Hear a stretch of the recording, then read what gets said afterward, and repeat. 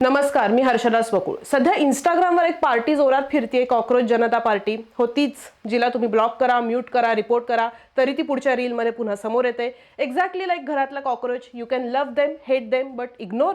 अहो, अल्गोरिदम पण म्हणतं नाही भाई, हे बघायलाच लागेल. आता या कॉकरोच जनता पार्टीवर आपण एक वेगळा एपिसोड करूच, पण सध्या हे लोक ज्या सिस्टीमबद्दल बोलतायत ना, त्या सिस्टीमबद्दल आज बोलूयात. 26 मे 2014 नरेंद्र मोदी पहिल्यांदा पंतप्रधान झाले. या 26 मेला त्याला 12 वर्ष पूर्ण होतील. आणि आता परिस्थिती अशी आहे की सोनं घेऊ नका, कमी तेलात खा, फॉरेन ट्रिप्स पोस्टपोन करा. म्हणजे मिडल क्लासचं लाईफ आता अगदी हॉस्टेलमधल्या शेवटच्या आठवड्यासारखं झालंय. मॅगी अर्धी तू खा, अर्धी मी खातो. आता प्रश्न असा आहे की ही वेळ फक्त इराण युद्धामुळे आली आहे का, की मागच्या 12 वर्षात काहीतरी सिस्टमॅटिक गडबड झाली आहे? कारण मोदी सरकारचे कट्टर समर्थक राहिलेले इकॉनॉमिस्ट सुरजित भल्ला आता म्हणतायत की BJP is winning elections but losing the economy. आता हे स्टेटमेंट कुठल्या रॅन्डम ट्विटर हँडलचं नाहीये. हे तेच सुरजित भल्ला आहेत जे 12 वर्ष मोदी सरकारचे खंदे समर्थक होते. IMF मध्ये भारताचे एक्झिक्युटिव्ह डायरेक्टर होते. म्हणजे साध्या भाषेत हे अंकल तेच आहेत जे लग्नात काय म्हणायचे की माझा मुलगा काहीच चुकू शकत नाही, आणि आता तेच अंकल म्हणतायत की थोडंसं काउन्सिलिंगला घेऊन जायला. म्हणजे सिच्युएशन थोडी सिरियस आहे. हे आता एक वेळ आपण मान्य करूयात, करेक्ट. पण इथे एक पॅटर्न तुम्ही समजून घ्या. या मागच्या 12 वर्षात ना देशात एक नवीन फॉर्म्युला आलाय. सरकारला सपोर्ट करा तेच देशभक्त. सरकारला प्रश्न विचारला, जर तुम्ही भारतात राहून किंवा भारताबाहेर राहून प्रश्न विचारला, काही अनालिसिस केलं, तर तुम्ही देशद्रोही. सरकारचा अपमान नाही, देशाचा अपमान झाला. इतकं सिंपल कॅटेगरायझेशन झालंय. एनिवे, आता पॉलिटिकल मसीहा कल्चर जे सगळं आहे ना, हा विषय वेगळा आहे. पण पॉलिटिक्सच्या पलीकडे काही गोष्टी असतात, आकडे असतात. आणि हे आकडे व्हॉट्सअप युनिव्हर्सिटीमधनं ग्रॅज्युएट झालेले नसतात, ते खोटं बोलत नाहीत. ब्लूमबर्गच्या रिपोर्टनुसार भारतीय रिझर्व्ह बँक आणि सरकार आता NRIs कडनं, म्हणजे भारताबाहेर असणाऱ्या भारतीयांकडनं डॉलर उभे करण्याच्या पर्यायावर सिरियसली विचार करते. कारण रुपया घसरतोय आणि RBIला डॉलर विकून रुपया वाचवायला लागतोय. टाइम्स ऑफ इंडियाच्या लेटेस्ट रिपोर्टनुसार रुपया 100 गाठू नये याच्यासाठी RBIनं नुकतंच 2 ते 3 अब्ज डॉलर मार्केटमध्ये टाकलेत, म्हणजे स्वतःकडचे विकलेत. सो इमॅजिन करा, तुमच्या मोबाईलची बॅटरी 1% आली आणि तुम्ही ब्राईटनेस कमी करून समहाऊ ती टिकवण्याचा प्रयत्न करताय, जसं सध्या काहीसं रुपयाचं झालंय. दुसऱ्या बाजूला महाराष्ट्राचे मुख्यमंत्री देवेंद्र फडणवीस म्हणतात की मोदींनी केलेल्या इंटरनॅशनल ॲग्रीमेंट्समुळे पुढची 15-20 वर्ष भारतासाठी सिक्युअर झाली आहेत. आणि म्हणूनच या व्हिडिओमध्ये आपण 26 मेच्या निमित्तानं मागच्या 12 वर्षांचा आर्थिक आढावा घेणार आहोत. नुसत्या स्लोगन्सचा नाही तर आकड्यांचा, नुसत्या इव्हेंट मॅनेजमेंटचा नाही तर ॲक्च्युअल इकॉनॉमीचा. आणि ज्येष्ठ पत्रकार, राजकीय आणि आर्थिक विश्लेषक रोहित चंदावरकर सरांकडनं आपण जाणून घेऊयात की खरंच भारत आर्थिक संकटाकडे चाललाय का, की आपण अजूनही सब चंगासीच्या बॅकग्राऊंड म्युझिकमध्ये जगतोय. पहिला प्रश्न हाच आहे की भरपूर क्लेम्स सध्या ऐकायला मिळतात इकडून तिकडून. तुम्ही सांगा की आपण खरंच आर्थिक संकटात आहोत की हे फक्त जे काही तात्पुरतं आहे ते इराण युद्धामुळेच आहे?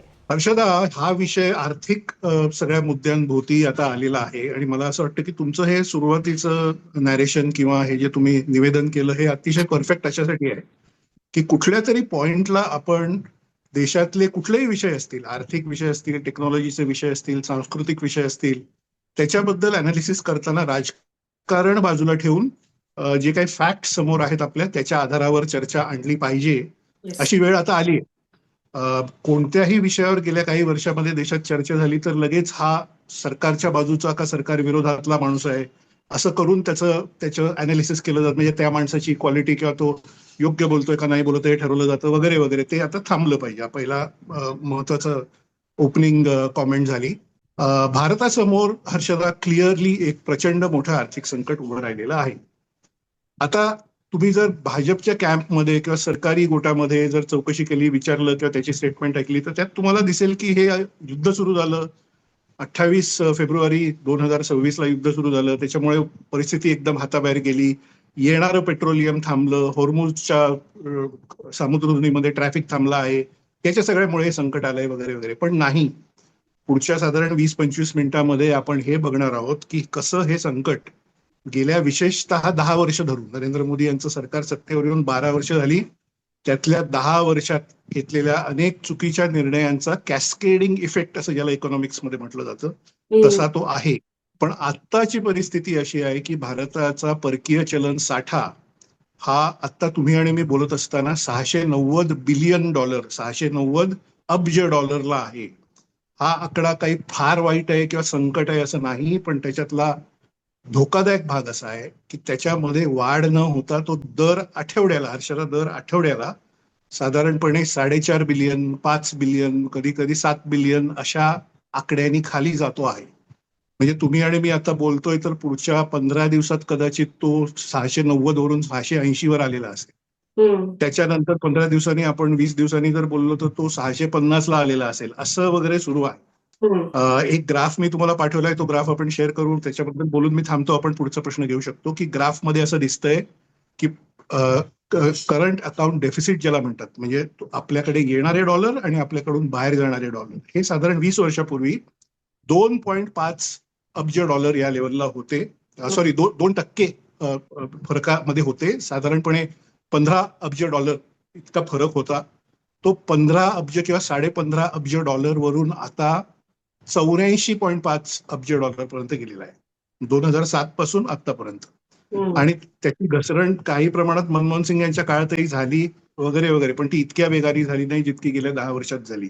हे आता मुख्य संकट आहे आणि हे काही इराण वर सुरू झाल्यापासूनचं नाही आहे. हे गेले 3 वर्ष, 4 वर्ष, 5 वर्षापासून आहे. आणि त्याच्यामुळे हे संकट आता आपल्या पुढे. बाकीचे जे त्यातले डिटेल्स आणि कसं कसं हे होत गेलं, हे तुमच्या पुढच्या प्रश्नानंतर आपण बोलूया. सर, मला हेच डिटेल्स ऍक्च्युली समजून घ्यायचे आहेत की आता मागच्या 10 पैकी आपण आधी उतरत्या क्रमाने जाऊ की मागचीच 5 वर्ष बघू आपण. असं म्हटलं जातं की या 5 वर्षात भारत हा फास्टेस्ट ग्रोईंग इकॉनॉमी होता, किंवा भारताचा GDP पाहिला तर तो आपण जपानला एका पॉइंटला मागे टाकलं होतं. मग कुठल्या बेसिसवर तुम्ही असं म्हणता की हे फक्त इराणमुळे आलेलं संकट नाही आहे? तर ते थोडंसं मला समजून सांगा ना. मला पण हे समजून घ्यायचं ऍक्च्युली. चांगला प्रश्न आहे. आता हे काय झालंय की निवडणुकीच्या काळामध्ये आपण बघितलं, मागचे 2 महिन्यातलंच बघा, 5 वर्षाकडे तर आपण येऊ, 5 वर्ष 10 वर्ष असं आपण बघू मागचं. 2016 पासूनचा हा प्रॉब्लेम असं मी म्हणतोय, वारंवार म्हणतोय. गेल्या 2 महिन्याकडे बघा. जेव्हा 5 राज्यातल्या निवडणुका होत्या आणि त्याचा प्रचार जोरात सुरू होता, सगळं सुरू होतं, तर 28 फेब्रुवारीला अमेरिकेने, म्हणजे इस्रायलने पहिल्यांदा इराणवर बॉम्बिंग केलं, अमेरिकेने युद्ध जाहीर केलं आणि मार्चच्या पहिल्या आठवड्यापासून इराणनी त्याला प्रतिकार करायला सुरुवात केली. इराणनी सुद्धा हल्ले सुरू केले वगैरे. म्हणजे मार्चच्या 2-3 तारखेपासून याला युद्ध असं स्वरूप आलं. त्या मार्च महिन्याच्या सुरुवातीपासूनच किंवा त्याच्या आधीपासूनच 5 राज्यातल्या विधानसभांचा प्रचार सुरू होता. नरेंद्र मोदी यांनी जे अपील केलेलं आहे की पेट्रोल वाचवा, परदेशी जाऊ नका, सोनं खरेदी करू नका, हे किती तारखेला केलं? 10 मे या दिवशी केलं. याचा अर्थ वॉर सुरू झाल्यानंतर 70 दिवसांनी त्यांनी हे अपील केलं. आणि त्या 70 दिवसात काय सुरू होतं? त्या 70 दिवसात हर्षदा हे सुरू होतं की देशासमोर काही प्रॉब्लेम नाहीये, पेट्रोलची टंचाई आहे, असा खोटा प्रचार काँग्रेस करतं आहे. आपल्याकडे सगळं व्यवस्थित आहे, आपल्याकडे साठे भरपूर आहेत, आपल्याकडे एव्हरीथिंग इज नॉर्मल आणि आपण एक जागतिक इकॉनॉमी आहोत, त्यामुळे आपल्याला काही प्रॉब्लेम येणार नाहीये, असं 70 दिवस प्रचार करणाऱ्या यंत्रणेकडून किंवा सरकारकडून किंवा अन्य सगळ्यांकडून सांगितलं गेलं. आज तुम्ही आणि मी बोलत असताना अशी परिस्थिती आहे की माझ्यासमोर मराठी चॅनल्सवर बातम्या सुरू आहेत की मराठवाड्यामध्ये, विदर्भामध्ये, बिहारमध्ये नॅशनल चॅनलवर सांगितलं जातंय की पेट्रोल पंपांबाहेर 4-4 तास लोकांच्या रांगा लागल्या आहेत 2-2 किलोमीटरच्या.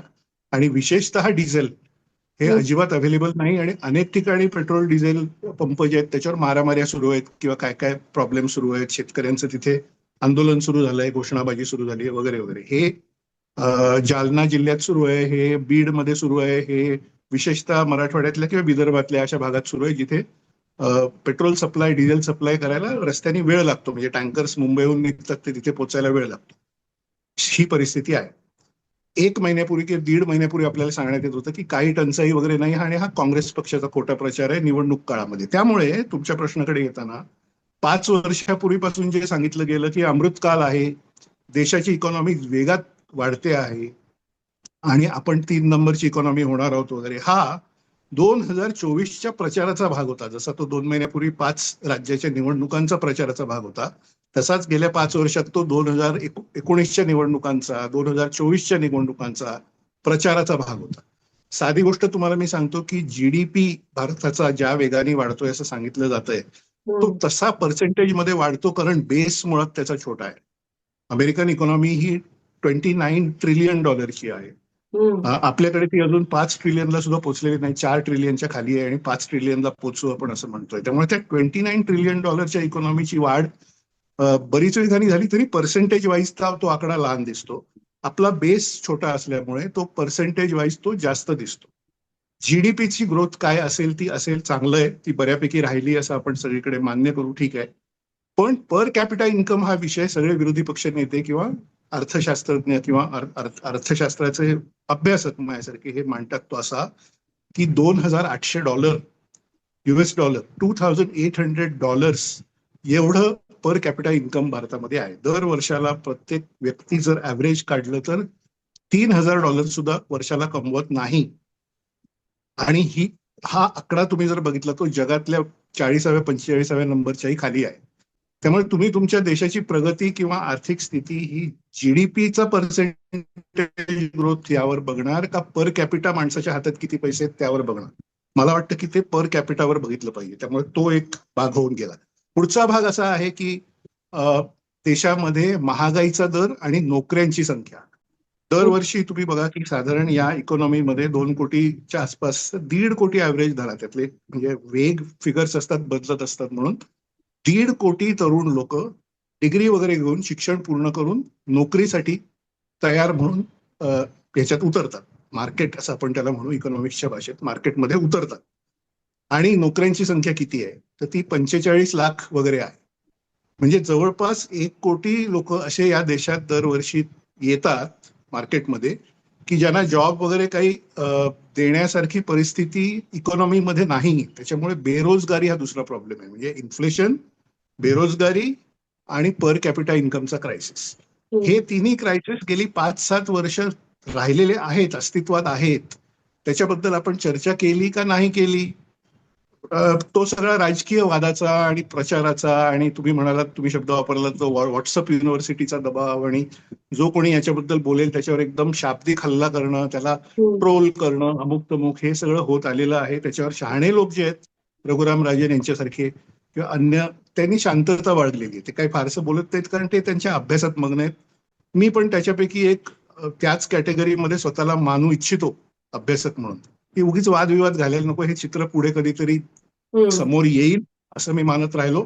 आणि तसं नाही चित्र झालं, चांगली परिस्थिती झाली तर एक देशातला नागरिक म्हणून मला आनंदच आहे. भारताची प्रगती जर होत असेल तर मला आनंदच आहे. पण आपल्या दुर्दैवाने मला जी भीती वाटत होती तसं झालेलं आहे. म्हणजे हा क्रायसिस आता इथपर्यंत, तुम्ही म्हणाल की पेट्रोलची याची आपली मोबाईलची बॅटरी 2% किंवा 1%ला येण्यापर्यंत अशा स्थितीला येतो की काय, असं झालेलं आहे. आता पुढच्या प्रश्नानंतर आपण हे कसं झालं 10 वर्षात आणि याची कारणं काय याकडे जाऊ. हर्षदा, म्हणजे तोच प्रश्न होता माझा की कुठली जर हाताच्या बोटावर मोजावीत असं जर 1, 2, 3, 4 आकडे द्यायचे झाले तर तुम्ही काय विश्लेषण कराल की कुठले निर्णय हे अलार्मिंग साईन्स देणारे होते, रेड फ्लॅग्स होते, पण ते आपण इग्नोर केले त्यावेळेला?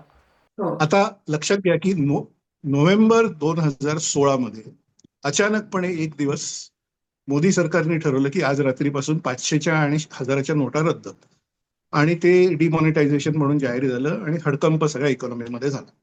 आपल्याला हे सांगण्यात आलं होतं की ह्याच्यामुळे अनेक गोष्टी साध्य होतील, इकॉनॉमी मधला काळा पैसा बंद होईल, भ्रष्टाचाराला प्रचंड मोठा आळा बसेल, दहशतवाद कंट्रोलमध्ये येईल, कारण दहशतवादी हे सगळे या नोटा वापरतात, कॅशमध्ये त्यांचं सगळं चालते, आणि हे होईल ते होईल वगैरे वगैरे, आणि सगळं क्लीन अप होईल आणि इकॉनॉमी डिजिटलाइज होण्याच्या दृष्टीने जाईल पुढे. इकॉनॉमी डिजिटलाइज होण्याच्या दृष्टीने, म्हणजे फॉर्मल होण्याच्या दृष्टीने ते गेलं का डिजिटल इकॉनॉमी, तर गेलं, ते मान्य करून टाकू आपण. हा एवढा एक भाग वगळला तर बाकी डिमॉनिटायझेशनमुळे जे काही साध्य होणार असं सांगितलं होतं त्यातलं काहीही साध्य झालेलं नाही. आज ब्लॅक मनी, तुम्ही कॅशचा वापर त्या पॉइंटला 16 साली नोव्हेंबरमध्ये 17 लाख कोटीचा होता आपल्या इकॉनॉमीमध्ये. तो आज किती आहे इमॅजिन करू शकता का तुम्ही, तुमचे प्रेक्षक? तो 32 लाख कोटी आहे हर्षदा. त्यावेळी 17 लाख कोटी होता, तो 32 लाख कोटी कॅशचा वापर आहे इकॉनॉमीमध्ये, म्हणजे जवळजवळ डबल झाला. काहीच साध्य झालं नाही. भ्रष्टाचार, गल्ली गल्लीमध्ये तुम्ही आज सीबीआयची रेड पडली आणि कुणाची रेड पडली, कुणाच्या घरी 4 कोटी सापडले, कुणाच्या घरी 5 कोटी सापडले, हे व्हॉट्सअपवर सुद्धा व्हिडिओज आणि बाकी सगळं रोज येत असतं. माझ्या म्हणजे पत्रकारांचे ग्रुप्स आहेत त्याच्यामध्ये तर रोज काही ना काही येत असतं. दहशतवादी थांबलं का, पुलवामा झालं, हे झालं, त्याच्या आधी काश्मीरमध्ये किती अटॅक झाले ते सगळं आपल्याला माहिती आहे. असं झालं महत्वाचं की ग्रामीण इकॉनॉमी भारताची आहे ती पूर्णपणे आज 60% जवळजवळ माणसं कृषी बेस्ड आहे. विशेषतः 2016 मध्ये 10 वर्षापूर्वी कुठेही डिजिटल इकॉनॉमी किंवा क्रेडिट कार्डचा वापर किंवा युपीआय वगैरे असं काही नव्हतं, एस्टॅब्लिश झालेलं नव्हतं, आणि त्याच्यामुळे कृषी क्षेत्र हे पुढचं 1 ते 2 वर्ष पूर्ण आडवं झालं डिमॉनिटायझेशन मध्ये. दुसरं काय झालं? दुसरं असं झालं की MSME ज्याला आपण म्हणतो, micro small and medium enterprises, छोटे मोठे कारखाने, वस्तू बनवणारे, चपला, बूट, महिलांच्या वस्तू असतील, पर्सेस बनवणारे, काही अँसिलरी युनिट्स असतात, कारखान्यांना लागणारे स्पेअर पार्ट बनवणारे, वेल्डिंगचं काम, हे काम असतं. अनेक शहरांमध्ये, भारतामध्ये हजारो ठिकाणी असे उद्योग आहेत, ते पूर्णपणे खलास झाले. कारण त्यांचं सुद्धा कामगारांचं वेतन कॅशमध्ये, बाकीच्या गोष्टी खरेदी कॅशमध्ये, हे सगळं त्यांचं वर्षानुवर्ष तसं राहिलेले, ते सगळं खलास झालं. म्हणजे मॅन्युफॅक्चरिंग सेक्टर आणि कृषी सेक्टर हे 2 सेक्टर पुढची 2 वर्ष डिमॉनिटायझेशन नंतर पूर्ण आडवे झाले. याच्यामुळे मुख्य भागाकडे आपण येतोय की भारताची निर्यात ही पूर्ण बंद झाली. बंद झाली किंवा प्रचंड फटका बसला आपण त्याला म्हणू. कारण भारतातून निर्यात काय होतं? कृषी माल फार मोठ्या प्रमाणावर निर्यात होतो किंवा होत आलेला आहे. आणि छोटे छोटे मॅन्युफॅक्चरिंगच्या गोष्टी, जेम्स अँड ज्वेलरी बघा तुम्ही, चामड्याच्या वस्तू बघा, काहीतरी कपडे म्हणजे गार्मेंट्स वगैरे हे बघा, जे की अगदी भिवंडीपासून सगळ्या देशभरात, कुठे कानपूर बिनपूर सगळीकडे, दक्षिणेमध्ये सगळीकडे छोटे छोटे क्लॉथ प्रोडक्शन किंवा गार्मेंट्स प्रोडक्शन, ते सगळं जे आहे ते एक्सपोर्ट होतं. हे सगळे एक्सपोर्ट हे पूर्णपणे आडवे झाले डिमॉनिटायझेशनमुळे. कारण त्यांचं कॅपिटलच हातातलं सगळं संपलं. इथून संकटाची सुरुवात झाली. डिमॉनिटायझेशन हा या देशाला पूर्ण आडवं, इकॉनॉमीला आडवं करणारा एक्सरसाइज किंवा निर्णय ठरला. हे आता सगळे मान्य करतात, त्यात काही वादच नाही. म्हणजे कारण ते आकडेच आहेत सगळे. पुढे काय झालं? पुढे जीएसटी आला आणि जीएसटीचे रेट असे लावले गेले की त्याच्यामुळे प्रचंड हालचाल आणि प्रचंड प्रॉब्लेम झाला. हे कशावरून सिद्ध झालं किंवा कशावरून हा दावा करतोय मी? तर 15 ऑगस्ट 2025 या दिवशी, म्हणजे जीएसटी आणला त्याच्यानंतर 6-7 वर्षांनी, लाल किल्ल्यावर उभं राहून प्राईम मिनिस्टर नरेंद्र मोदी यांनीच त्या जीएसटीचे रेट एकदम खाली आणले. त्याची घोषणा केली की ऑटोमोबाईल्स म्हणजे कार्स वगैरे याचा 28% जीएसटी होता, तो 28 वरनं 18% आणला. हे त्यांनी लाल किल्ल्यावरनं गेल्या वर्षी 25 साली जाहीर केलं 15 ऑगस्टला. बाकीचे सुद्धा कुठले 12% होते ते आणि खाली आणले. साधा तुम्ही विचार करा की आरोग्य विमा, हेल्थ इन्शुरन्स, याच्यावर या सरकारने 18% जीएसटी लावला. तो काढला पाहिजे हे कळायला 7 वर्ष लागली या सरकारला. म्हणजे मध्यम वर्गाच्या हातात पैसे न राहणं, कार्स सारख्या गोष्टी, ज्या छोटी कार आज 35ला 40ला माणूस हा मध्यमवर्गीय सुद्धा घेतो, त्याच्यामुळे इकॉनॉमीला चालना मिळते. छोटी कार घेतात लोक, ते सुद्धा तुम्ही 28% जीएसटी ठेवला. त्यामुळे जीएसटी स्ट्रक्चर हे चुकलं, त्याचा फटका इकॉनॉमीला बसला. पहिलं डिमॉनिटायझेशन, दुसरं जीएसटी स्ट्रक्चर चुकणे, तिसरं कोविडच्या काळातले काही निर्णय, अचानकपणे लॉकडाऊन लावला जाणं एका रात्रीत, त्याच्यामुळे सगळी इकॉनॉमी डिस्टर्ब झाली वगैरे वगैरे. हे होत होत होत असं झालं की 3 वर्षात 4 वर्षात एक्सपोर्ट भारताचे जे कमी झाले, त्याची जागा, हर्षदा, महत्वाचा पॉइंट, चायनाने घेतलेली आहे. ग्लोबल मार्केटमध्ये आज कम्प्लिटली भारतीय छोट्या छोट्या वस्तू तुम्ही बघा की बूट असतील, कपडे असतील, चपला असतील, पर्सेस, लेदर गुड्स, महिलांच्या काही सौंदर्य प्रसाधनं, बाकीच्या गोष्टी, ह्याचं एक्सपोर्ट भारतातून प्रचंड प्रमाणावर होतंय. कृषी एक्सपोर्ट सगळं होतंय ते पूर्ण चायनानी, आणि कृषीचा भाग जो आहे तो अमेरिकेने कॅप्चर केला. भारताला डिमॉनिटायझेशनमुळे या छोट्या उद्योग क्षेत्राला जो फटका बसला, त्या फटक्यातून तो उठेपर्यंत त्याचं एक्सपोर्टचं मार्केट हे चायनीज मॅन्युफॅक्चररनी पूर्णपणे कब्जात घेऊन टाकलं. आणि त्याच्यामुळे हा उद्योग परत आपल्या पायावर उभा राहून, कोविड संपल्यावर परत पायावर उभा राहिला. तेव्हा अशी परिस्थिती झाली की भारतात बनणाऱ्या मालाचा जो दर आहे एक्सपोर्टसाठीचा, त्याच्या अर्ध्या दरामध्ये चायनीज वस्तू भारतात सुद्धा येत आहेत आणि जगभरात जात आहेत. सगळ्या वस्तू, चष्मा, आता लेन्सकार्टचं एक तुम्हाला मी उदाहरण देतो, भारतातला एक मोठा स्टार्टअप, त्यातले 90% स्पेक्टिकल्स हे चायनामधून येतात. हे कोणाला माहित नाही, तुमच्या प्रोग्रामवर मी सांगतोय. 90% of the specs that we use in India are coming from China. केवढ्याला येतात? हा चष्मा मी समजा 1,500 रुपयाला विकत घेतला असेल, तो चायनामधून 200 रुपयाला येतो. अशी परिस्थिती आहे आता. त्याच्यामुळे भारतीय उद्योगच पूर्ण, मॅन्युफॅक्चरिंगच पूर्ण आडवं झालं. फक्त व्यापार सुरू आहे, वस्तू बनवण्याचं सगळं हे झालं. याच्यामुळे काय झालं की तुमच्या फॉरेन एक्सचेंजवर प्रेशर यायला लागलं. कारण तुम्ही एक्सपोर्ट जर करत नसाल तर तुमचं फॉरेन एक्सचेंज येणं बंद होतं. बाहेर फॉरेन एक्सचेंज आपल्याला द्यावी लागते, ते तर सुरूच आहे. कारण पेट्रोलियम, सोनं, बाकीच्या काही वस्तू, फर्टिलायझर वगैरे वगैरे, हे तर आणावंच लागतंय. त्याच्यामुळे रुपयाचा फॉल तुम्ही बघताय.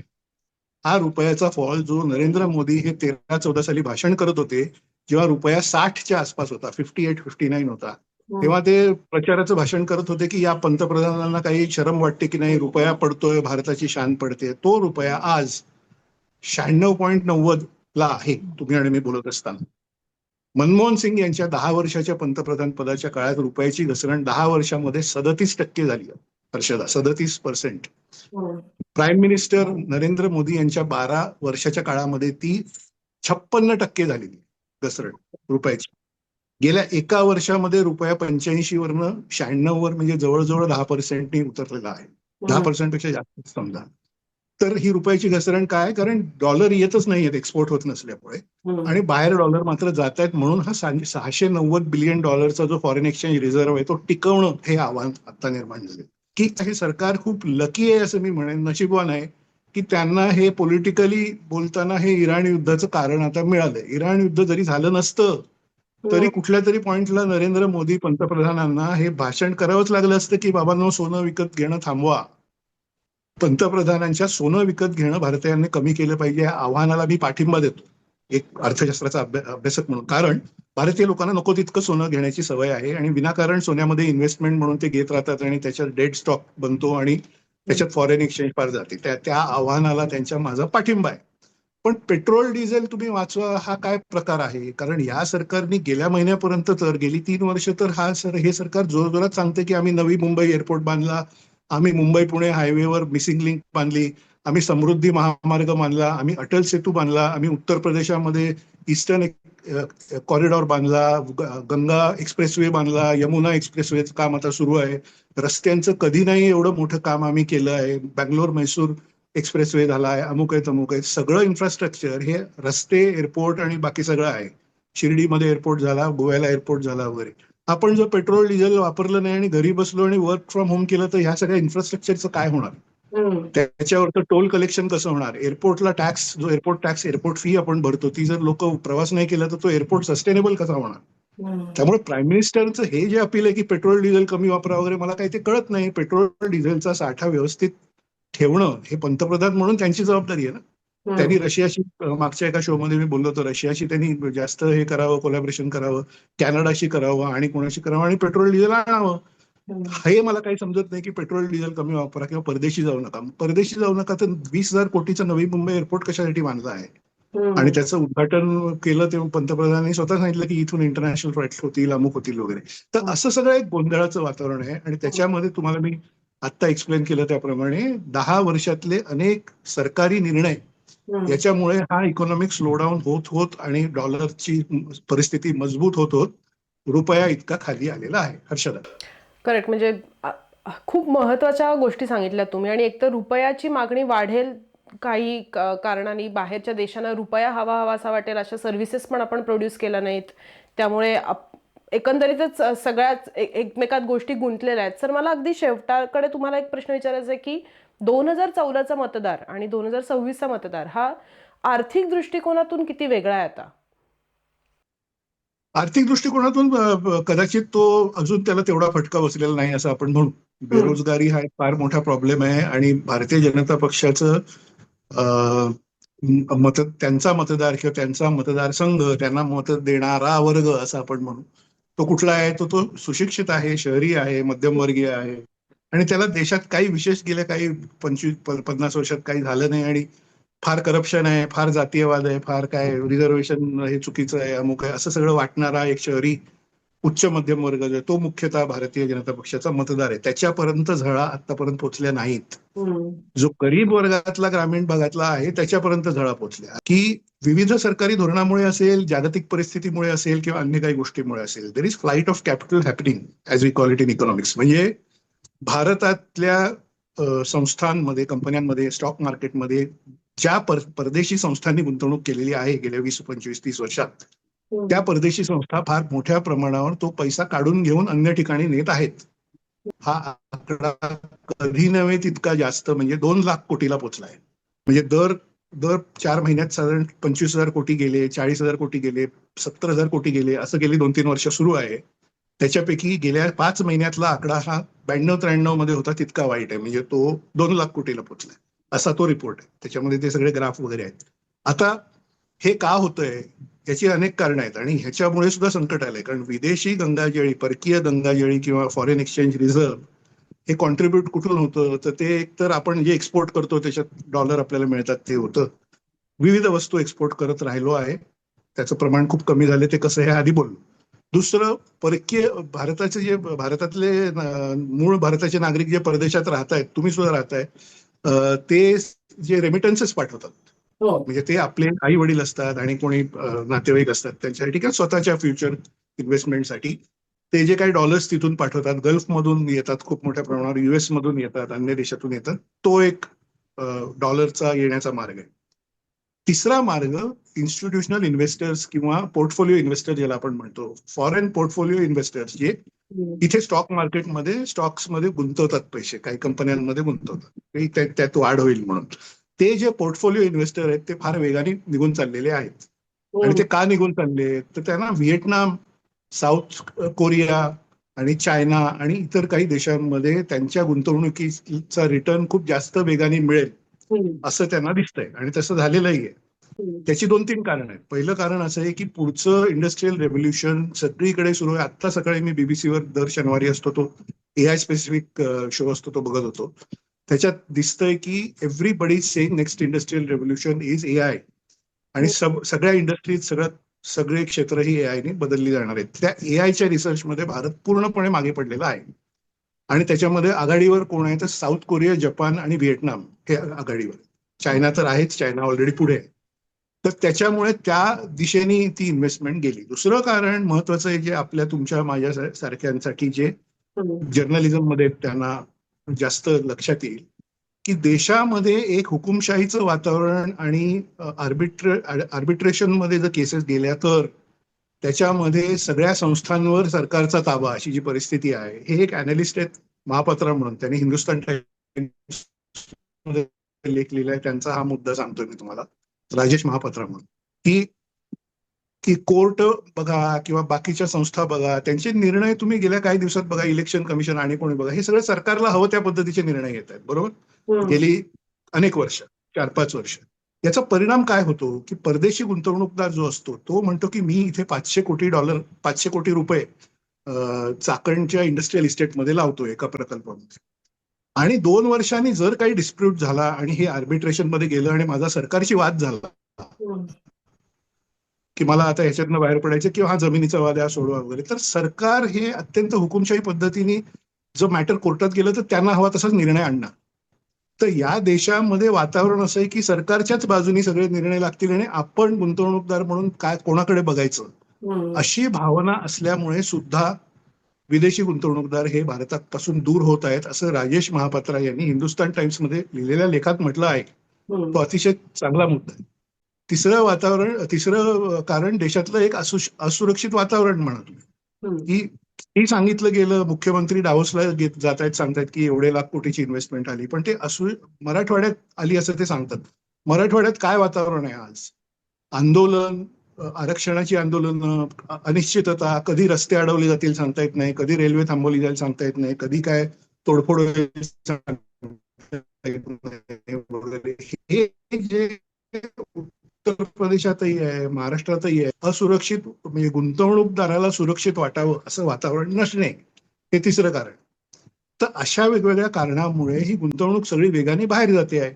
आता ह्याच्यावर फर्मली मला वाटतं की भारत सरकारनी आणि महाराष्ट्र सरकारनी आणि सगळ्यांनी ऍक्शन घेतली पाहिजे की आम्ही सुरक्षित वातावरण देऊ, त्यासाठी आम्ही हे अमुक असं जे काही आंदोलन वगैरे त्याच्यावर कंट्रोल आणू, किंवा आर्बिट्रेशन झालं तर ते फेअर पद्धतीने त्याचा निकाल येईल, हा आम्ही अश्युरन्स देतो, तसं अग्रीमेंट आम्ही करू.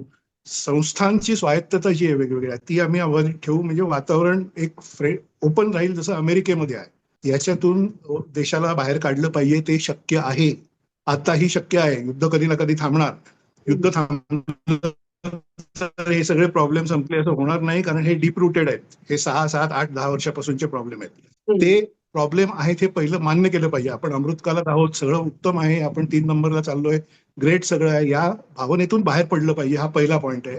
आणि याच्यातून मार्ग सगळ्यांशी सहकार्य करून परकीय गुंतवणूकदारांना सुद्धा विश्वासात घेऊन अग्रीमेंट्स वगैरे करून ह्याच्यातून देशाला बाहेर काढणं आवश्यक आहे. हर्षद, बरोबर. आणि ते करण्यासाठी आधी जे अनालिसिस करतात, जे आर्थिक सल्लागार आहेत, त्यांचं ऐकणं, जसे जे तुम्ही म्हणलात की एक्नॉलेजमेंट करणं मुळात त्याला डिनायल मोडमध्ये न जाता, ते फार महत्त्वाचं आहे. तुम्ही ट्रम्पचं उदाहरण दिलं. ट्रम्पला आपण कितीही काही क्रिटिसाइज केलं तरी सुद्धा ट्रम्प त्यांच्या देशातल्या पत्रकारांच्या समोर येऊन काही का होईना आपण बोलतात, हेही तितकंच महत्त्वाचं आहे आणि ते आपण नोट केलं पाहिजे पत्रकार म्हणून.